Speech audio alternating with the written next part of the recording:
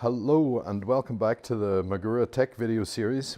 We've had a couple of inquiries about HYMEC, a couple of additional questions which we're going to try and answer today. The first one is with regards to the travel of the slave cylinder, with regards to the clutch travel. How much clutch travel is required on a motorcycle?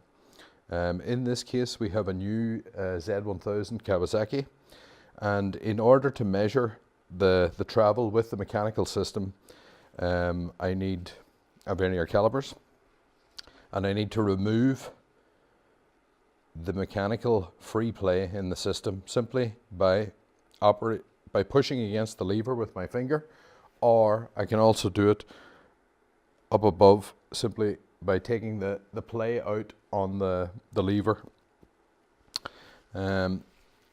So I measure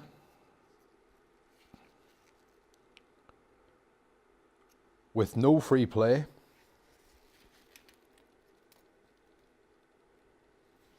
and I get 54 millimeters. I then activate the system completely so that the lever is sitting on the grip.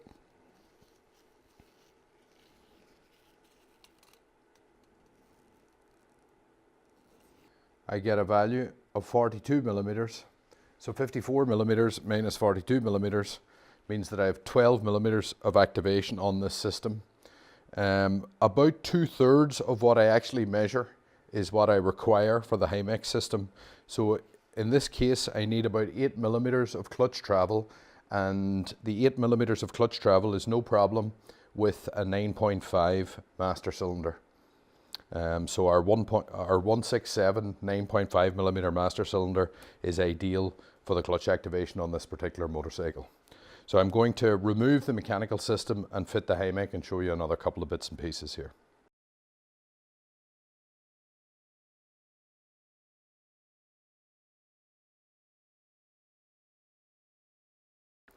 Hello, as you can see, we've removed the mechanical clutch activation from the motorcycle. We've been asked to show in a little more detail how we work with the template for the slave cylinder. It's quite simple. In this case I have strengthened the template which I cut out of the current catalogue with a little bit of foil. You can also stick it to a bit of cardboard just so that it's a little more stable. Insert the slave cylinder, and then insert the template.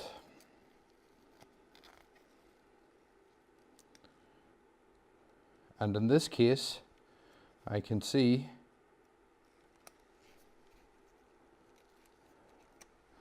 that this is the correct slave cylinder, and the correct slave cylinder, if I put it onto the catalogue, in this case is E for 57 millimeters. And if you see the E here, that also corresponds on the page before A, B, C, D, E, F, G, etc. So that's how I decide which slave cylinder I require for this motorcycle. In this case I've already prepared the slave cylinder. There is a kit available for the Z1000. In order to fit the cylinder, I slide it in here. I pull the rod out of the slave. I hold it with the pliers, and I then attach it to the clutch activation arm on the motorcycle.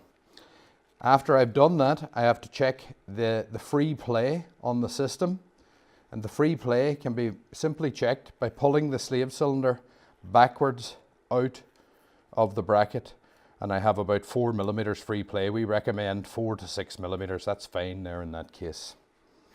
And now we're going to look at the pressure line.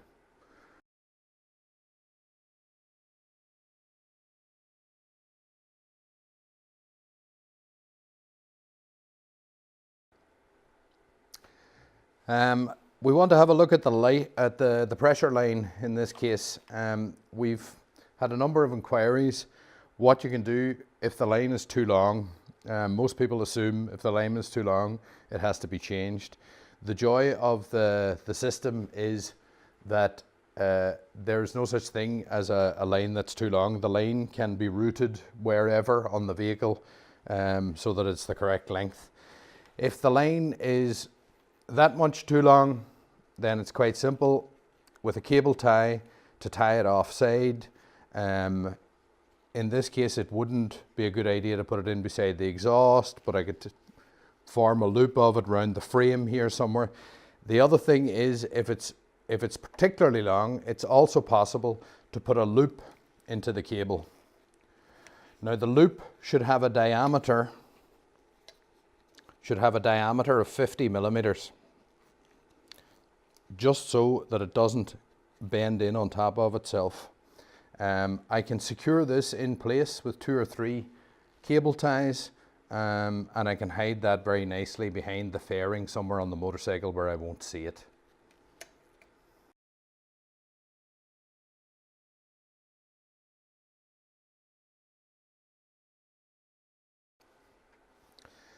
I'd now like to show you a trick. This is particularly relevant for the F800R BMW, where it's not possible or extremely difficult to bring the slave cylinder down through past the fairing between the engine and the frame. It's possible to disconnect the system without getting any air in the system. The simplest way to do it is simply to disconnect the hose at the master cylinder. Now the slave cylinder is mounted on the motorcycle, so it can't move, so all of the oil that's in the line and in the slave is going to stay exactly where it is. And all I do is screw the pressure line off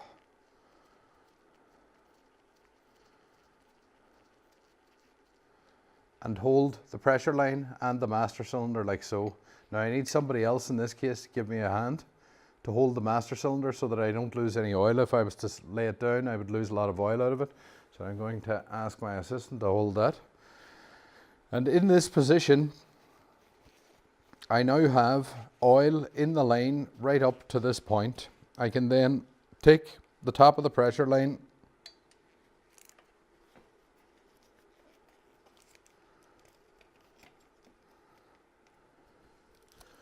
I can route it up exactly where the cable was in the first place.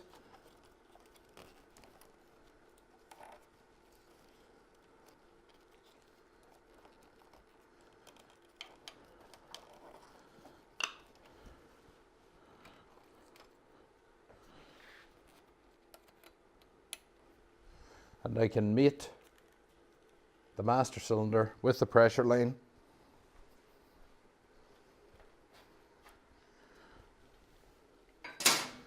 Up top in exactly the same way as I took it apart. Thank you. Now I'm going to lose a couple of drops of oil in doing this, but it's only going to be a couple of drops of oil.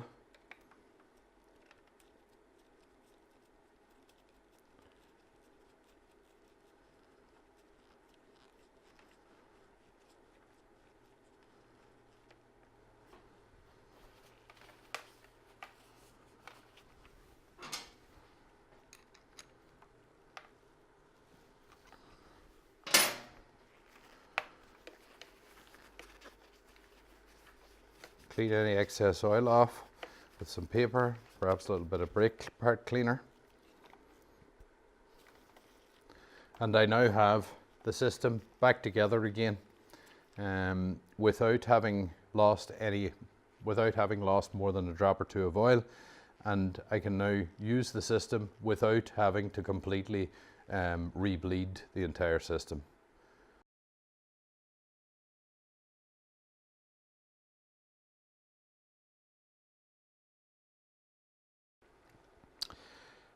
In order to see if I've managed to take the line off the system, put it back onto the master cylinder without getting any air in the system. All I do is remove the slave cylinder at the bottom, activate the lever until the slave is fully withdrawn, and in that position I shouldn't have more than 1 centimeter of play at the lever before the lever blocks on me. It'll hydraulically block. That means that there's no air left in the system. If you happen to have a little bit of air in the system, if it goes over 1 centimeter, but the clutch still separates, the first ride will generally allow the air to rise into the reservoir and have no problem. If the clutch will not fully separate, then you're going to have to get a service kit, and in some of the other videos that we did, we showed you how to fill and bleed the system.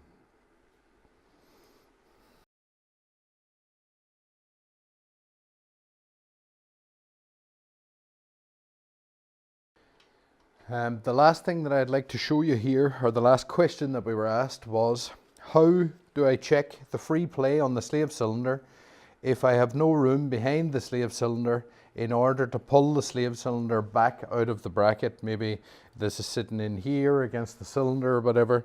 It's just as easy to check the free play the other side. In other words, to find something suitable to operate the clutch arm and to pull the clutch arm away from the cylinder.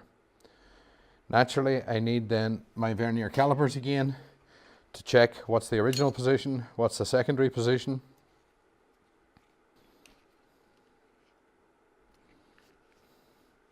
So I set the vernier calipers there at 53 millimeters. And I pull it out to 57 millimeters. So I have exactly the 4 millimeters of free play that I require here. Any less, and I would be looking at either adjusting the bracket or using the next longest slave cylinder.